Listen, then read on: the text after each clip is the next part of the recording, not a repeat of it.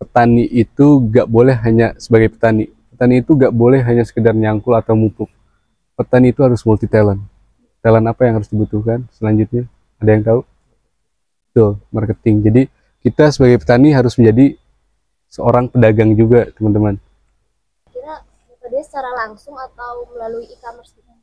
Oke, ini pertanyaan yang sangat menentukan keberhasilan seorang petani ya, tentunya. Nah, itu dia tujuan akhirnya akun-akun itu untuk proses penjualan. Jadi teman-teman, seperti yang kita ketahui di masa modern saat ini,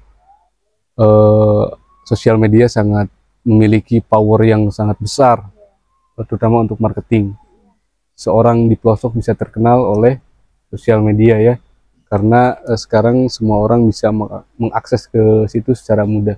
Nah, itu kita manfaatkan sebagai marketing dari perkebunan kita.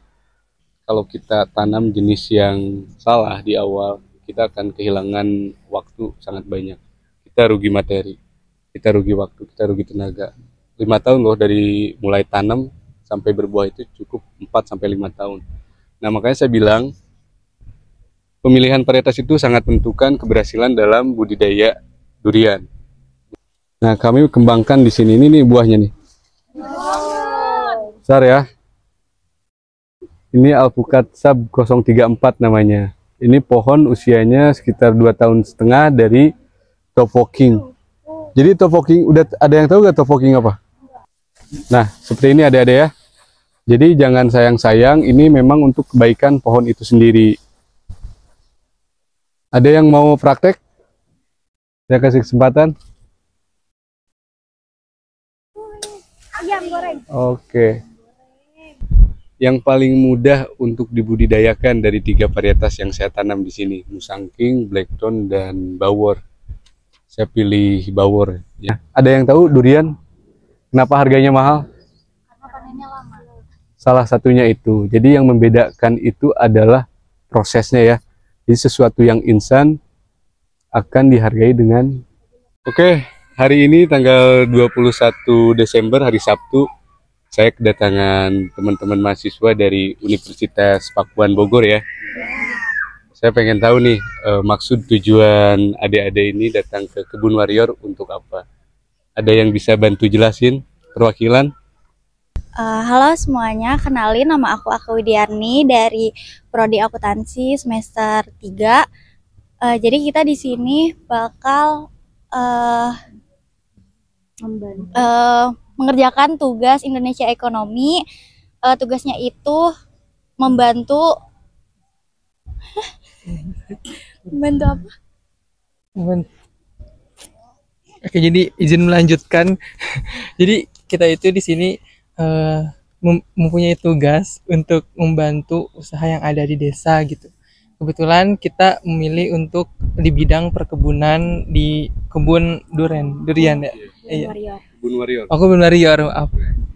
Terus di sini kita akan mencoba untuk membudidaya gitu ya, mempelajari durian ya. Ya. Terus kita juga mau sambil melihat-lihat sekeliling juga di sini di kebunnya. Ya, seperti itu.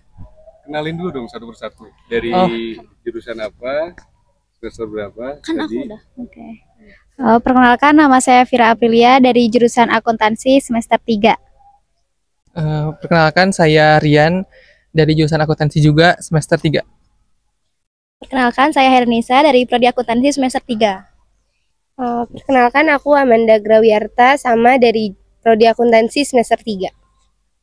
Oke, perkenalkan aku Nazwa Aulia Zahra, jurusan akuntansi semester 3.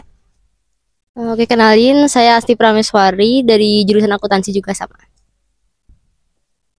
Perkenalkan, saya Bima Aditya Ramadan dari Prodi Akuntansi semester 3. Perkenalkan, nama saya Muhammad Alpan Ismatullah, saya dari Prodi Akuntansi juga. Saya dari semester 3.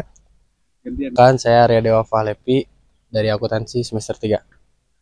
Jadi perkebunan durian ini adik-adik semuanya secara umum sama ya dengan tanaman lainnya, baik pemupukan, perawatan, dan penjualannya, karena sama-sama tanaman ya, butuh sinar matahari, butuh disiram untuk bertahan hidup, butuh dipupuk juga supaya bagus tanamannya.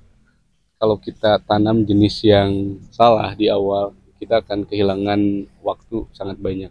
Kita rugi materi, kita rugi waktu, kita rugi tenaga. 5 tahun loh dari mulai tanam sampai berbuah itu cukup 4 sampai 5 tahun.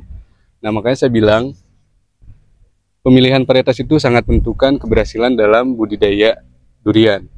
Mulai dari tadi yang saya bahas, karakternya, dia adaptif atau enggak.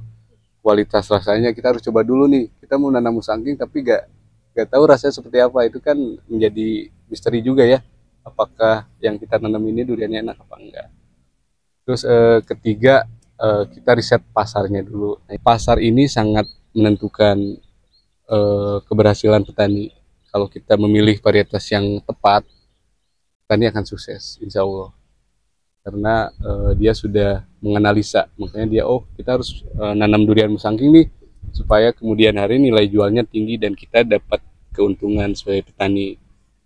Durian apa yang paling gampang untuk dibudidayakan? Kan kalau musangking kan tadi lama ya dia waktunya. Iya. Yang mungkin yang agak lebih mudah gitu. Yang lebih mudah ya dari 3. Oke. Yang paling mudah untuk dibudidayakan dari 3 varietas yang saya tanam di sini, musangking, blackthorn, dan bawor. Saya pilih bawor yang paling mudah. Bawor kenapa?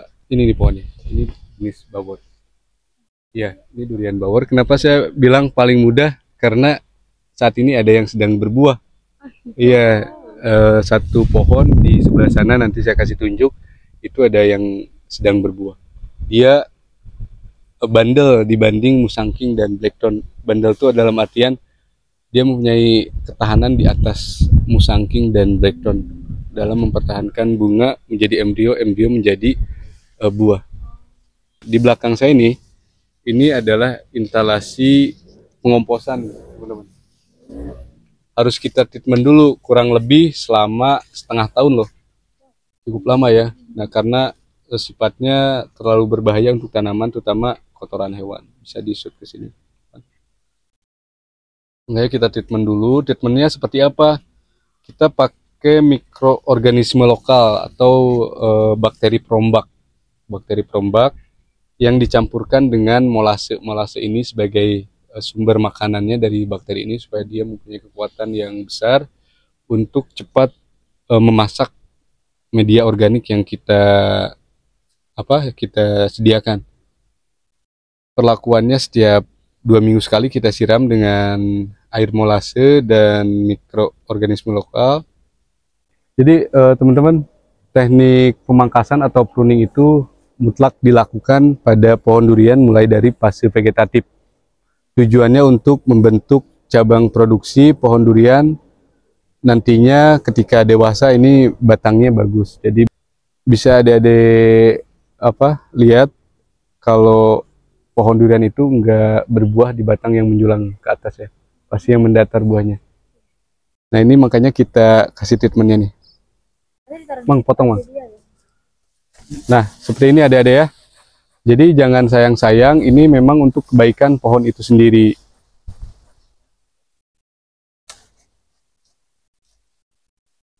Oke. Ya. Kasih Mang. Nah, dengan dilakukan pemangkasan seperti itu, nutrisi akan terfokus kepada cabang yang ada di bawahnya. Nah, kalau misalkan nanti adik-adik setengah tahun lagi ke sini, ini akan berubah menjadi batang produksi yang nantinya akan berbuah dengan banyak. Kalau kita tidak potong itu menjadi batang yang memang tidak produktif nantinya. Dan itu akan merugikan kita sebagai petani, karena tidak akan memproduksi buah durian dengan banyak. Seperti itu. Ada yang mau praktek? Saya kasih kesempatan.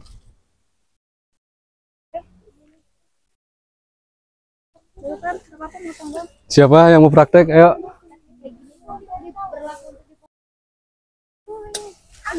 Oke. Nah, seperti itu ya. Ini tujuannya pertama untuk mempercepat laju pertumbuhan pada pohon durian fase vegetatif. Dan poin kedua, untuk membentuk percabangan produksi. Jadi nantinya tidak ada cabang yang menjulang tinggi ke atas, yang potensi berbuahnya sangat minim. Ini durian bawor yang sudah berbuah. Bisa ngambilnya masuk ke dalam sana, Dek? Oh, ini ya. Iya. Apa itu? Apa itu? Bawor. Nah, ini durian bawor yang usia tanamnya kurang dari 3 tahun.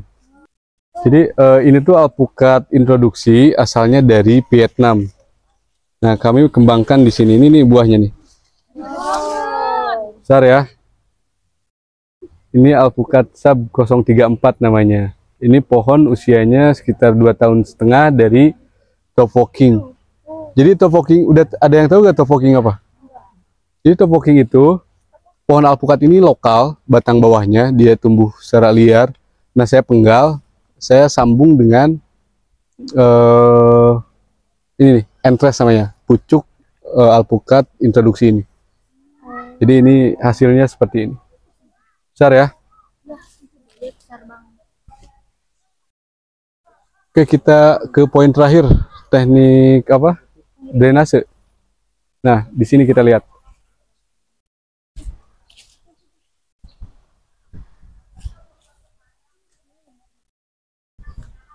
Nah, ini drainase yang kita buat di tahun ini, musim hujan kan tinggi banget curahnya. Supaya pohon durian kami tetap memiliki sirkulasi udara yang bagus di dalam tanah, tidak penat, tidak asam, kami buat drainase seperti ini. Jadi tujuannya untuk membuka rongga tanah supaya sirkulasinya terjaga dengan baik. Kenapa saya bilang berbisnis atau berkebun durian ini menguntungkan? Karena semakin besar pohon, semakin lama usianya, itu semakin potensi berbuah banyak, dan itu menjadi keuntungan untuk kita petaninya. Tapi yang harus diperhatikan supaya tidak merugi, artinya gini, ketika pohon durian ini mencapai puncak produksi tertinggi, jangan sampai pohon ini bermasalah, karena itu akan menjadi kerugian besar untuk kita sebagai petani. Karena keuntungannya kan ketika pohon ini di puncak produksinya, tapi kalau di puncak produksinya ini malah mati, bagaimana kita mau mendapat keuntungan kan? Nah, makanya kita harus jaga, salah satunya dengan membuat drainase atau parit, supaya air turun langsung kita buang, tidak menggenang di akar pohon durian. Di sosial media, tujuan utama saya membuka itu tuh karena ingin mendokumentasikan. Jadi pada saat proses itu saya tidak mempunyai keilmuan untuk menanam durian dan alpukat, begitupun merawatnya. Gimana saya supaya bisa merawat dan menanamnya, saya belajar dari teman-teman senior, teman-teman yang sudah berhasil di bidang perkebunan alpukat dan durian ini. Nah, di proses itu saya dokumentasikan, saya simpan di sosial media, YouTube, TikTok, dan Instagram. Kebetulan Instagram ini yang lebih dulu, dan keduanya YouTube. TikTok belakangan, Facebook baru-baru. Iya. Jadi tujuan awalnya membuka sosial media itu untuk dokumentasi saya pada saat proses belajar. Jadi ketika saya lupa apa yang saya pelajari, saya tinggal lihat dokumentasi, dan tidak hanya saya yang bisa mempelajari ilmu itu, tapi teman-teman yang pengen juga bisa belajar dari situ. Jadi harapannya bisa bermanfaat untuk orang banyak, tidak hanya untuk saya pribadi. Di sini ada yang sudah follow? Sudah. Saya cek loh nanti. Oke, gitu ya tentang perjalanan kebun warrior, walaupun kebunnya belum produksi secara nyata. Berarti akun itu tuh baru buat pembelajaran aja ya, belum jualin. Nah, itu dia tujuan akhirnya akun itu untuk proses penjualan. Jadi teman-teman, seperti yang kita ketahui di masa modern saat ini, sosial media sangat memiliki power yang sangat besar, terutama untuk marketing. Seorang di pelosok bisa terkenal oleh sosial media ya, karena sekarang semua orang bisa mengakses ke situ secara mudah. Nah, itu kita manfaatkan sebagai marketing dari perkebunan kita. Nanti pada saat masanya tiba, pohon ini berproduksi, saya sudah mempunyai konsumen untuk saya perkenalkan produk saya gitu. Jadi tujuannya teman-teman ya, sosial media ini sangat baik untuk kehidupan teman-teman, asal tahu cara mempergunakannya seperti apa. Kalau cara mempergunakan secara buruk, hal buruk juga akan kita dapat. Tapi kalau kita tahu dengan baik mempergunakannya, hal baik juga yang akan kita dapat. Salah satu contohnya dalam marketing, dalam penjualan. Penjualan dari buah durian ini kira-kira metode secara langsung atau melalui e-commerce gitu? Oke, ini pertanyaan yang sangat menentukan keberhasilan seorang petani ya, tentunya. Iya dong, kita menanam, kita panen itu hasil dari jerih payah kita. Saya buka dengan petani. Petani itu gak boleh hanya sebagai petani. Petani itu gak boleh hanya sekedar nyangkul atau mupuk. Petani itu harus multi talent. Talent apa yang harus dibutuhkan selanjutnya? Ada yang tahu? Tuh, marketing. Jadi kita sebagai petani harus menjadi seorang pedagang juga, teman-teman. Kenapa demikian? Karena kalau tidak menjadi seorang pedagang, hasil panen kita dibeli oleh tengkulak, harganya murah kan? Iya. Sedih gak kita? Sedih kan?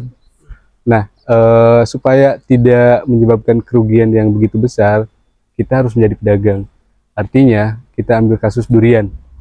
Karena memang konteksnya durian ya. Kalau durian bawor ini kita jual ke tengkulak, harga jualnya ketika panen raya ini bisa 60.000 sampai dengan 80.000 per kilogram. Itu kalau panen raya. Tapi kalau kita mempunyai keahlian, mempelajari marketing, kita bisa menjual 150.000 per kilogram. Sudah setengahnya bukan? Nah, itu dia kenapa kita sebagai petani harus mempelajari ilmu marketing. Bagaimana caranya untuk di Kebun Warrior? Garis besar bisnis kami itu nanti kami akan menjual secara langsung ke konsumen. Kalau total di sini yang udah di pohonnya itu ada berapa? Total pohon di sini ada sekitar 25 pohon. Yang sudah Itu terbagi dari beberapa angkatan. Jadi periode penanamannya berbeda-beda. Ada 10 pohon satu angkatan, 10 pohon lagi beda angkatan gitu. seangkatan sama yang ini ada berapa? Di blok sini aja yang besar-besar ini sekitar ada 8 pohon. 8? Iya. Ada sekitar 8 pohon. Yang tadi Yang tadi itu memang itu sengaja saya pertahankan bunganya untuk apa ya?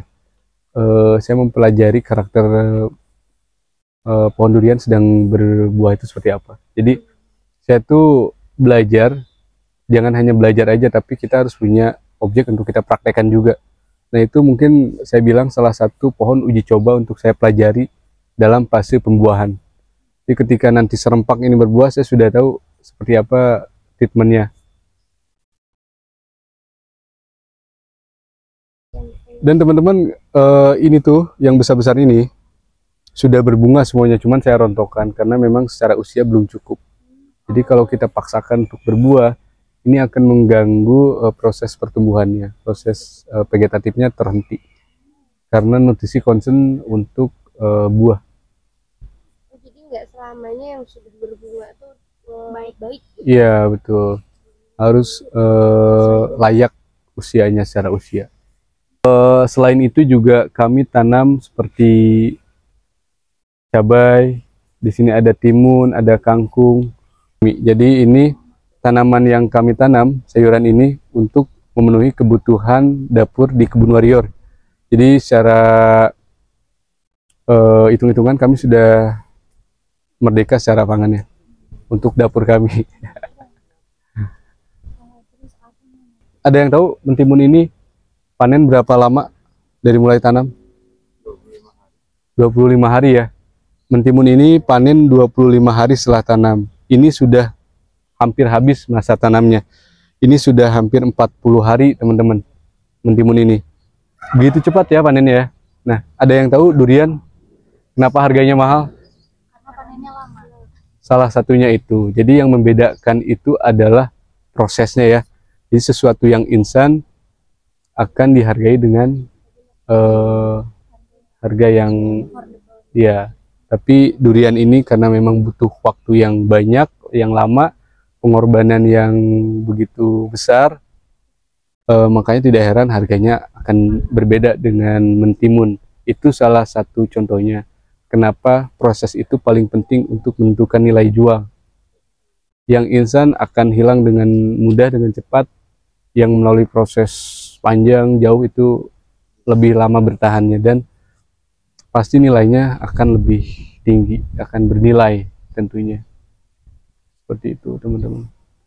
Ada lagi yang mau ditanyakan, silahkan kita diskusi. Jadi tadi untuk menjaga cash flow-nya, jadi saat bisnisnya belum stabil tuh dengan cara nanam-nanam yang lain ya. Iya. Sambil yang lain juga. Untuk menjaga itu tadi ada dari penjualan bibit, terus kedua kita tanam tanaman sayuran. Kalau misalkan jumlah banyak, ini kan bisa kita jual juga ya. Iya, betul. Dan kalau teman-teman skala luas perkebunannya 1 hektar, 2 hektar bahkan lebih, itu kan antara jarak durian ke durian yang lain tuh luas. Iya. Bisa 15 meter. Dari space itu kita bisa manfaatkan dulu untuk ditumpang sari dengan tanaman lain yang cepat menghasilkan.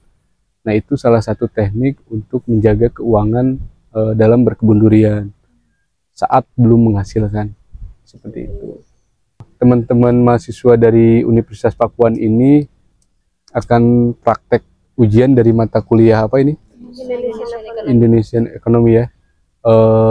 Bagaimana kontribusi adik-adik ini memberikan manfaat untuk kehidupan di desa. Nah, jadi biar kita menciptakan simbiosis mutualisme, jadi kita saling memberi manfaat dalam kegiatan ini.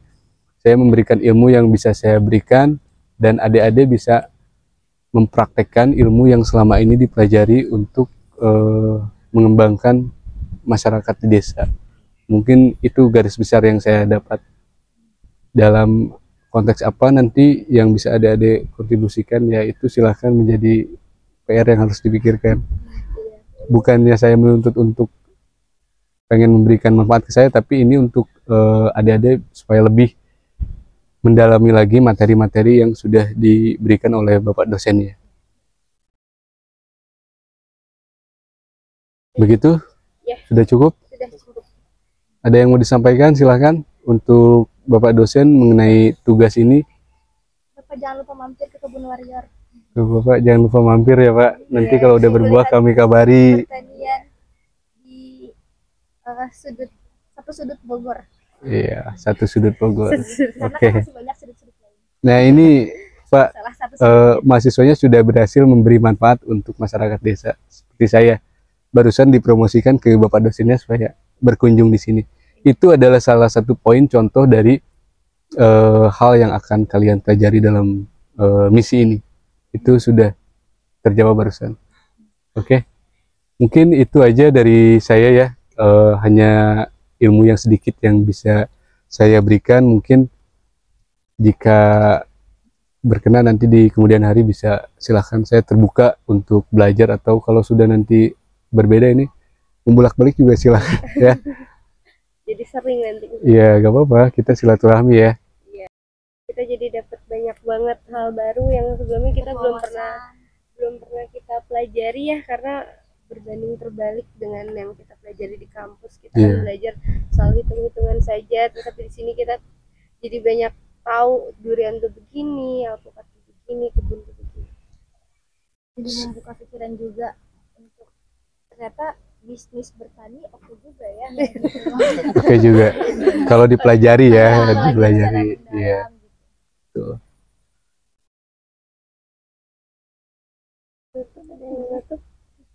Oke, mungkin itu aja Bapak dosen. Izin, saya Rofi dari Kebun Warrior.